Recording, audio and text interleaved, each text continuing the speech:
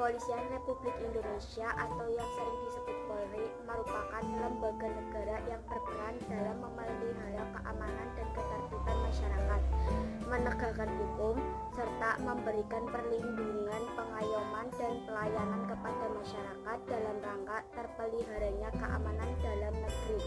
Peran Polri sebagai penyidik utama yang menangani setiap kejahatan secara umum dalam rangka menciptakan keamanan dalam negeri. Pasal 16 Undang-Undang Republik Indonesia Nomor 2 Tahun 2002 tentang Kepolisian Republik Indonesia telah menetapkan kewenangan sebagai berikut. 1. Melakukan penangkapan, penahanan, penggeledahan, dan penyitaan. 2. Melarang setiap orang meninggalkan atau memasuki tempat kejadian perkara untuk kepentingan penyidikan. 3. Membawa dan menghadapkan orang kepada penyidik dalam rangka penyidikan. 4. Menyuruh berhenti orang yang dicurigai dan menanyakan serta memeriksa tanda pengenal diri. 5. Melakukan pemeriksaan dalam penyitaan surat. Peran Kejaksaan Republik Indonesia.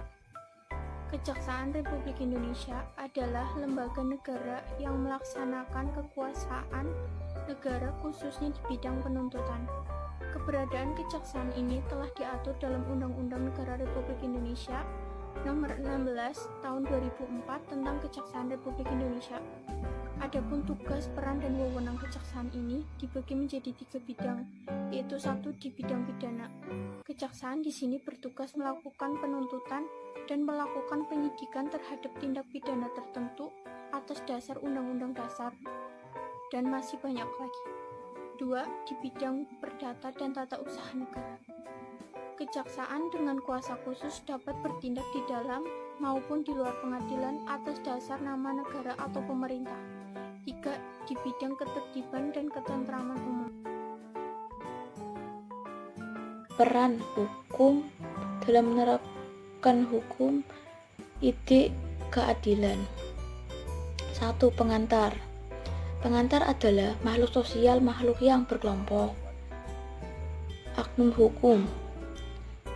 Hukum yang umum dipakai di dunia nyata ini yang dikenal sebagai hukum modern. 3. Konservasi hukum.